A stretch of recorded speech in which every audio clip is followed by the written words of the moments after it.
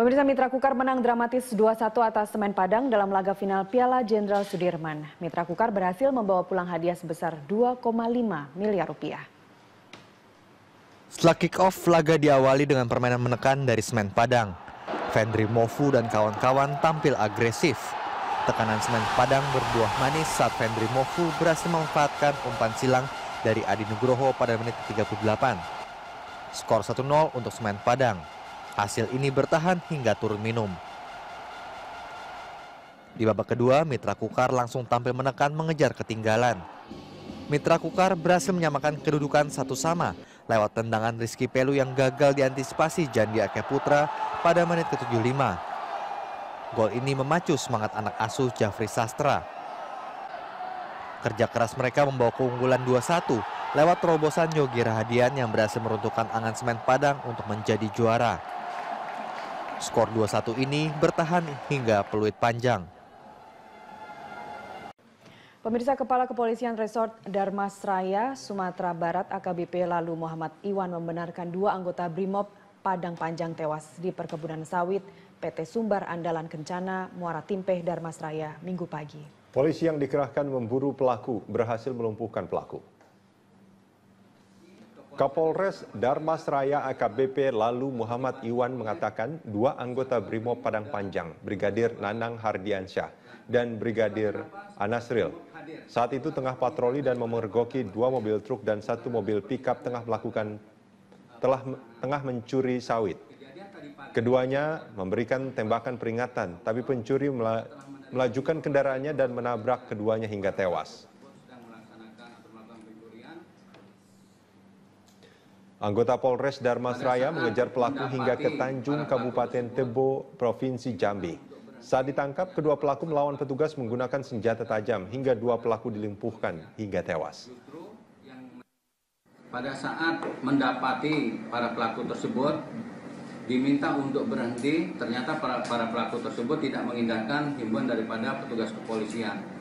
Justru yang mereka lakukan adalah itu menabrak anggota kepolisian khususnya dari Satbrimobda Sumatera Barat yang pada saat itu memang sedang bertugas untuk melakukan penangkapan atau penyelidikan kasus tersebut. Anggota Brimob yang ada di perusahaan tersebut yang sedang melaksanakan penyelidikan pengungkapan kasus tersebut melaksanakan pengejaran para pelaku tersebut hingga ke wilayah Tanjung atau Kecamatan Tanjung. Kembali di News on the Spot, pemirsa, Ketua Umum Partai Golkar versi Munas Bali Abu Rizal Bakri mengatakan tidak akan maju kembali dalam pemilihan Ketua Umum Golkar selanjutnya. Untuk informasi selengkapnya kita bergabung dengan reporter Priscila Dahuan dan juru kamera Rianto langsung dari JCC Senayan, Jakarta.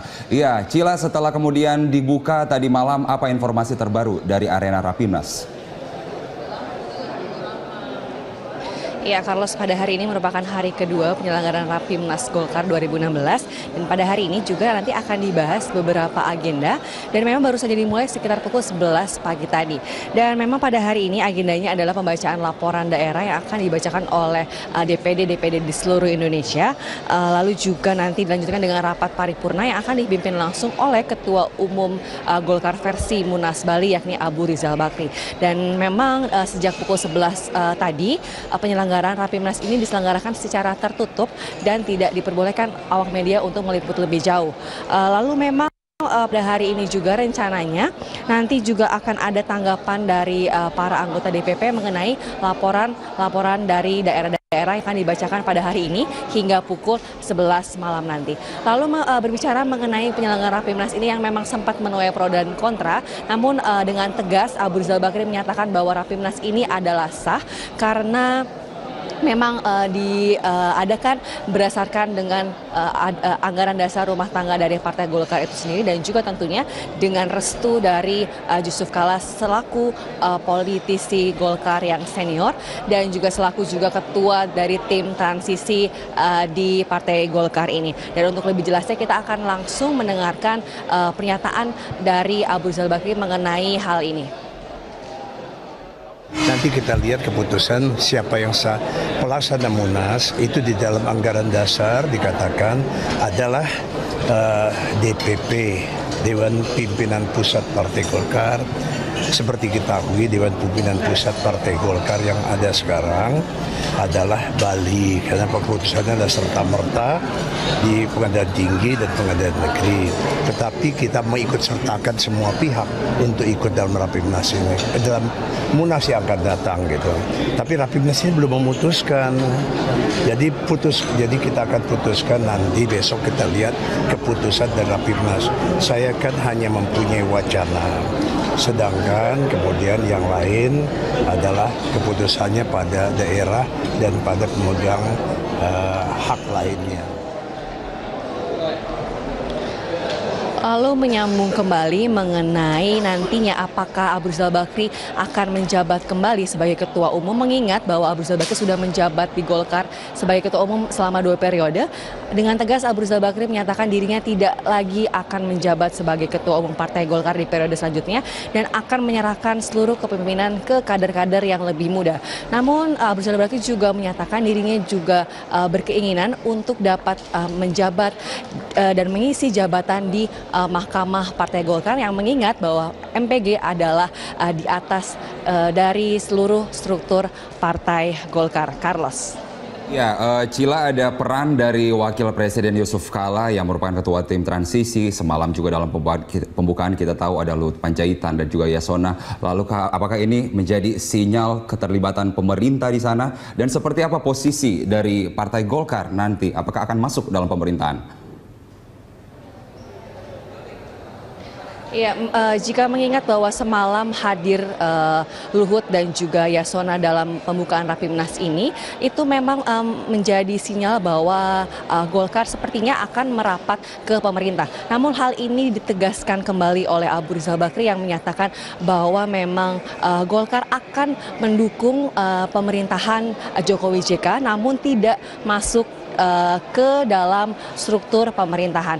Itu ditegaskan berkali-kali oleh Abu Rizal Bakri yang menyatakan bahwa memang ia akan duduk bersama mendukung pemerintah, namun tidak duduk bersama dalam struktur pemerintahan. Nah, berikut kita simak langsung pernyataan dari Abu Rizal Bakri mengenai hal ini. Saya mengatakan kita duduk bersama mendukung pemerintah, begitu. Bukan berarti duduk di pemerintahan, nggak sama itu. Keluar dari KMP, Pak? Gimana? Kan keluar dari KMP?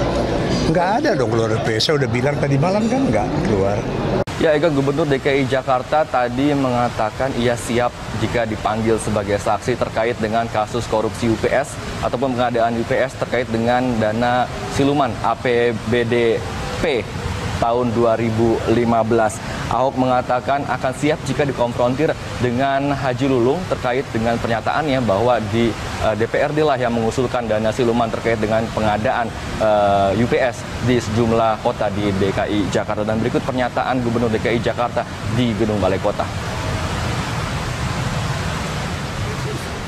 Jaksa minta bantu kita untuk bantu saksi yang memberatkan.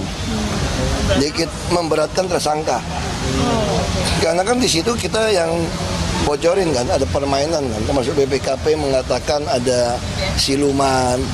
Dan saya juga merasa, saya juga kaget kan. Makanya saya copot inspektorat gitu loh. Saya kaget gitu loh. Inspektorat ngaku sama kita, dulu kan masih ingat kan. Saya minta dia coret yang tidak perlu, lalu dia coret. Kenapa di APBDP tiba-tiba dia muncul? Lalu minta kita di inspektorat.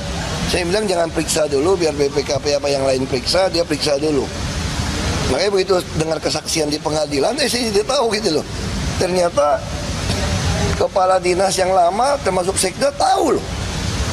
Kan di pengadilan ngomong. Nah, makanya jaksa pengen saya menguatkan itu. Mungkin setelah itu bisa ada tersangka baru, saya kira. Kalau Pak rencananya datang untuk... Oh, saya harus datang dong, saya mau bongkar. Anda menyaksikan News Update pukul 17 waktu Indonesia Barat bersama saya Ani Rahmi. Gubernur DKI Jakarta Basuki Cahayapurnama geram dengan oknum PNS senior yang membuli PNS junior di Pemprov DKI Jakarta. Kasus bullying ini didengar Ahok melalui laporan adanya PNS senior yang melarang PNS junior untuk menggunakan bus jemputan. Bukan dihilangin, nah. Sekarang kita tanya sama PNS ya. Ini namanya ngelunjak, saya bilang. Ini namanya betul-betul ngelunjak. Kita kasih bus, pagi-pagi datang. Tanya sama PNS muda, bisa naik nggak? Dibully loh di dalam bus.